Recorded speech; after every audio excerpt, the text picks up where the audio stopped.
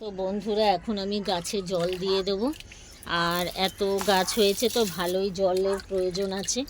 ভালো করে দেখো জল দিয়ে দিচ্ছি, সুন্দর করে জল দিয়ে দিতে হবে, কেননা চৈত্র মাস গেছে, এখন বৈশাখ মাস, প্রখর রোদ, এ জল দিলেও জল থাকছে না, বুঝেছো। অনেক চারা দানা ফেলেছিলাম, তো চারা মানে একই জায়গায় অনেকগুলো চারা উঠে গেছে, সেগুলোকে আবার বিভিন্ন মাটিতে ট্রান্সফার করতে হবে, তো সেটা করব। চলো, আরেকটা ব্যালকনি আছে, ওই ব্যালকনিটা খুলেছি, ওই ব্যালকনিতে গিয়েও করব। লেবু গাছে কেন ফল হচ্ছে না বন্ধুরা, তোমরা যদি কেউ জেনে থাকো প্লিজ আমাকে একটুখানি কমেন্ট করে জানিও তো। লেবু গাছটা আমার কিন্তু 1.5 বছরের পুরনো হয়ে গেল, কিন্তু আমার কিন্তু ফল ধরছে না।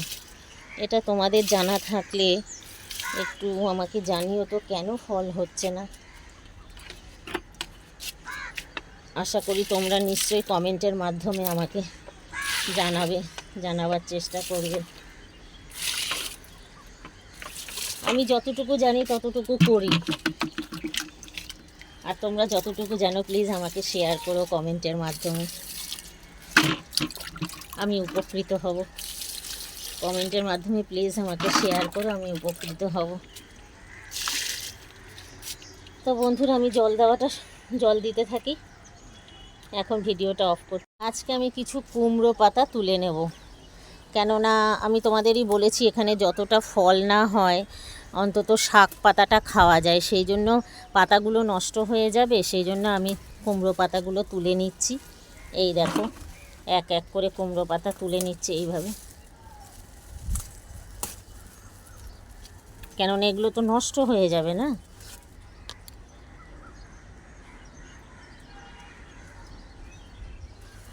এই দেখো, এই যে কত পাতা তুলেছি।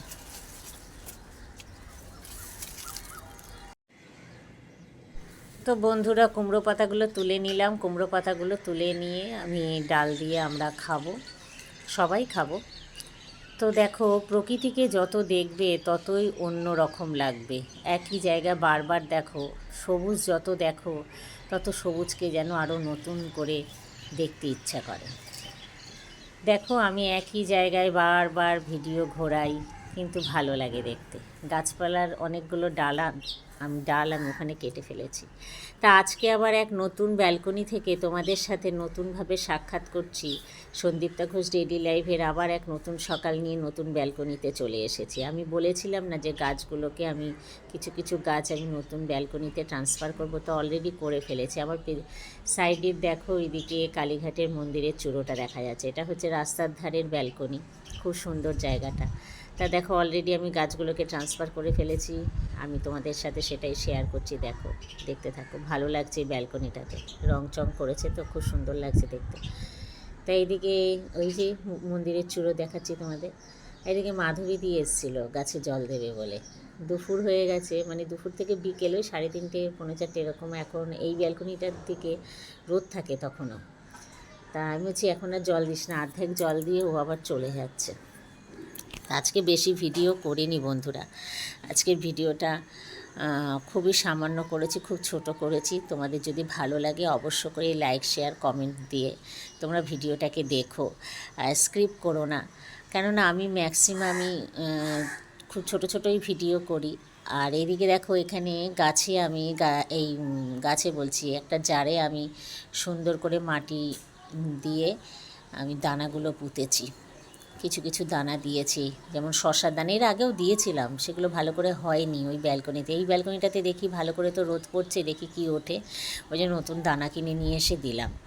তো মাধবীদি চলে যাচ্ছে। তা থ্যাঙ্কস ফর ওয়াচিং, আজকের ভিডিওটা আমার এইটুকুই।